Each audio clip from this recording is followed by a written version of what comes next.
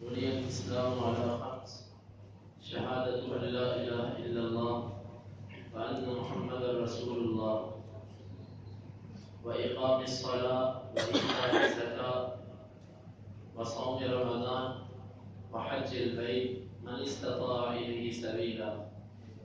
نبی صلی اللہ علیہ وسلم نے فرمایا کہ اسلام کی بنیاد 5 ارکان پر ہے۔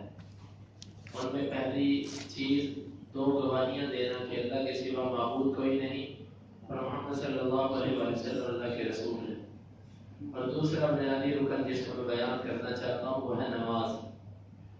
نماز کی اہمیت دین اسلام کے اندر بہت زیادہ ہے۔ اگر کوئی بندہ نماز نہیں پڑھتا، نماز قائم نہیں کرتا، تو اسلام کی نظر کے اندر وہ بندہ مسلمان نہیں ہے۔ امام ابن حزم اور دیگر ائمہ نے پورے صحابہ کا اس مسئلے پر اجماع نقل کیا ہے کہ وہ کہتے تھے کہ جو بندہ بے نماز ہے یہ کافر ہے، بلکہ ایک نماز جس بندے نے جان بوجھ کر چھوڑی، من ترک الصلاۃ متعمدا فقد کفر، اس نے کفر کیا۔ یہ تقریباً صحابہ کا اجماعی بستہ تھا۔ بہرحال نماز فرض ہے۔ امام احمد بن حنبل رحمہ اللہ فرمایا کرتے تھے کہ اگر کسی بندے کے دل میں آپ اسلام کی اہمیت دیکھنا چاہتے ہو کہ اس کے دل میں اسلام کی کتنی اہمیت ہے، اس بندے کی نماز دیکھ لو کہ اس کی نماز کیسی ہے۔ جیسی اس کی نماز ہوگی اتنی اس کو اسلام سے محبت ہوگی۔ اگر وہ نمازوں کی کوئی پرواہ نہیں کرتا، اس کو دین اسلام کی کوئی پرواہ نہیں، اگرچہ یہ مسلمان کے گھر میں پیدا ہو۔ نبی صلی اللہ علیہ وسلم نے جس طریقے سے ہمیں نماز سکھلائی، اس طریقے سے نماز پڑھنا ہر مسلمان کا حق ہوتا ہے۔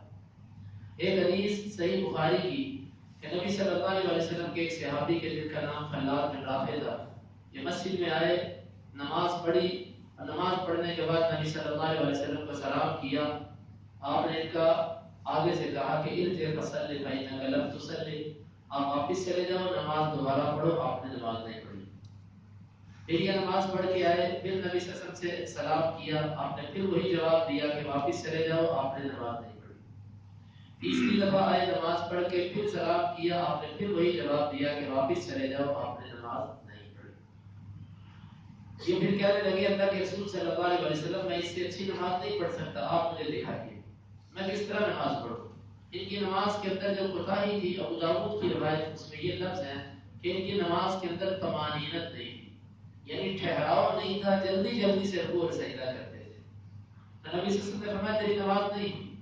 اب ذرا غور کریں، نماز پڑھنے والا صحابی رسول ہے کہ جس کے بارے میں اللہ کا قرآن کہتا ہے اللہ ان سے راضی اور وہ اس سے راضی۔ نماز مسجد نبوی میں پڑھی جا رہی ہے کہ جہاں پر ایک نماز 1000 نماز کے برابر ہے۔ نمبر 3، اس نبی کے سامنے پڑھی جا رہی ہے کہ جو نبی سارے نبیوں کا امام اور سب سے افضل ترین ہے۔ نمبر 4، اس زمانے میں پڑھی جا رہی ہے کہ جو زمانہ سارے زمانوں سے بہتر ہے۔ اس کے باوجود نبی صلی اللہ علیہ وسلم فرماتے ہیں کہ تو نے نماز نہیں پڑھی۔ میرے بھائیوں، کیونکہ نماز کا طریقہ تھوڑا سا مختلف تھا نبی صلی اللہ علیہ وسلم کے طریقے سے، تو آپ نے یہ نہیں کہا کہ تیری نماز درست نہیں ہے، آپ نے فرمایا تو نے پڑھی نہیں، نماز ہی کی نبی کر دی۔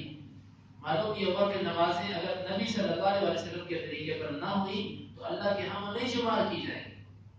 لیکن آپ کے اور میرے ذہن میں یہ بات بیٹھی ہوئی ہے کہ نماز پڑھنی ہے جیسے مرضی پڑھ لو، جیسے بھی پڑھ لو کہ نماز ہو جائے گی۔ یہ ویسے علماء کے اختلافات ہیں، یہ باتیں ہیں۔ میرے بھائیوں، بات اتنی آسان نہیں ہے۔ دنیا کے کسی قانون کو دیکھ لو، دنیا کے کسی نظام کو دیکھ لو، دنیا کا ایک ادارہ ایک قانون بناتا ہے، آپ اس کی پابندی نہیں کرتے، اس سے جتنا مرضی بہتر کر لو وہ نہیں قبول کرے۔ مثال کے طور پہ آپ اپنے بچے کو اسکول میں داخل کرواتے ہیں، آپ کا بچہ اسکول کی طرف سے جو مقرر شدہ یونیفارم اس کو نہیں پہن کے جاتا، اس کی جگہ بڑا قیمتی لباس پہنتا ہے جو 10,000 کا، 15,000 کا، 20,000 کا لباس ہے۔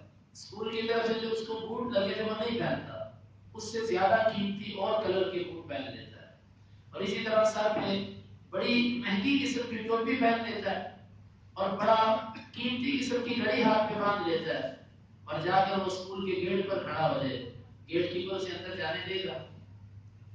وہ کہے گا کہ تمہارا یونیفارم نہیں، وہ کہے گا دیکھو میں نے اس سے مہنگا لباس پہنا ہے، میں نے اس سے زیادہ پیسے خرچ کیے۔ وہ کہے گا کہ بھائی تیرا وہ لباس نہیں ہے جو ہم نے مقرر کیا۔ وہ کہے گا بھائی لباس کا مقصد جسم کو ڈھانپنا ہی ہے نا، شرمگاہ کو چھپانا ہے، تو میں نے اپنے جسم کو ڈھانپا ہوگا، اس لباس اور اس لباس میں کیا فرق ہے؟ اس کو کسی صورت کے اندر نہیں جانے دے گا۔ کہ دیکھ جو ہم نے لباس مقرر کیا تو نہیں پہن کے تو اندر نہیں جا سکتا. یہ دنیا کا نظام اتنا سخت ہے. آپ کسی بٹوے کی خلاف ورزی کر دیں آپ کو ٹریفک والا روک لے گا. آپ اس سے کہو کہ بھائی گاڑی جانا ادھر سے کیا اور ادھر سے کیا فرق پڑتا ہے اس سے؟ کیا وہ چھوڑ دے گا اتنے میں آپ کو؟ وہ کہے گا جو ہمارا قانون ہے ملک کا آپ اس کی خلاف ورزی کی. بھائی بات یہ ہے کہ اگر نبی صلی اللہ علیہ وسلم کے طریقے کے مطابق نماز نہیں پڑھیں گے، ایک تو مسئلہ ہے کہ کسی بندے کو طریقہ نہیں پہنچا، کسی تک آواز نہیں گئی. اللہ رب العزت غفور الرحیم ہے.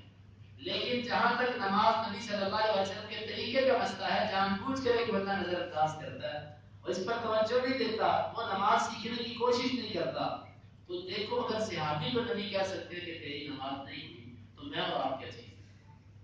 بخاری کے اندر روایت ہے ایک صحابی نے ایک شخص کو نماز پڑھتے ہوئے دیکھا، اس کی نماز نبی صلی اللہ علیہ وسلم کے طریقے سے ہٹ کر تھی.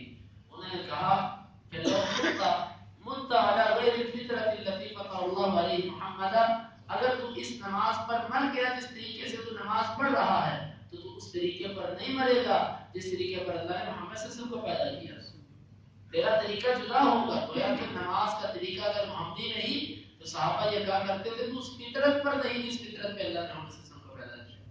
میرے بھائیو نماز آپ نے بھی بچپن کی سیکھی، میں نے بھی بچپن کی سیکھی. کسی نے اپنے والدہ سے سیکھی، کسی نے اپنی دادی اماں سے سیکھی، کسی نے اپنے باپ سے سیکھی، کسی نے مقامی مولوی صاحب سے سیکھی. لیکن اتنا وقت نکالنا اور اتنی تحقیق کرنا ہمارا حق بنتا کہ میری نماز درست ہے کہ نہیں. اگر ہمارے پاس دین کے لیے اتنا بھی وقت نہیں تو پھر یاد رکھیے کہ کل قیامت کو اگر یہ نمازیں ہمارے منہ پر دے ماری گئی کہ یہ سنت کے مطابق نہیں تو اس کے ذمہ دار خود ہوگی، کیونکہ ہم اس کو خود نظر انداز کر رہے ہیں. تو اس لیے سب سے پہلا آج کا جو اہم درس یہ کسی ساتھی نے مجھے اس طرف توجہ دلائی، اللہ سے جزائے خیر دے، کہ اپنی نمازوں کو درست کرنے کا عزم کیجیے. اگر نمازیں اپنی مرضی سے پڑھنی تھی اللہ تعالیٰ پھر نہ کتابیں نازل کرتے نہ انبیاء بھیجتے. اللہ تعالیٰ ویسے فرماتے کہ چلو جیسے پڑھنی ہے پڑھو. انبیاء بھیجے اور آپ صلی اللہ علیہ وسلم کا فرمان صلو کما رأیتمونی اصلی، نماز اس طرح پڑھو کہ جس طرح مجھے نماز پڑھتے تھے. اور اگر کوئی بندہ اس طرح نہ پڑھے تو گویا اس نے نبی صلی اللہ علیہ وسلم کے اس فرمان کو نظر انداز کر دیا، اس نے گرا دیا اس کو اپنی نظروں سے. تو کل کے ایک ہی درس کے اندر مختصر انشاءاللہ میں پوری نماز کا طریقہ بیان کروں گا، مختصر وقت میں انشاءاللہ، وقت بھی زیادہ نہیں ہوگا اور مختصر دلیل بیان کر کے پوری نماز کا طریقہ کل کے درس میں بیان ہوگا.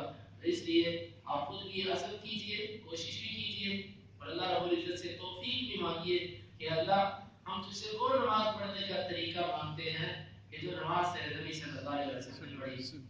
اللہ تعالیٰ نے اس پہ عمل کی توفیق عطا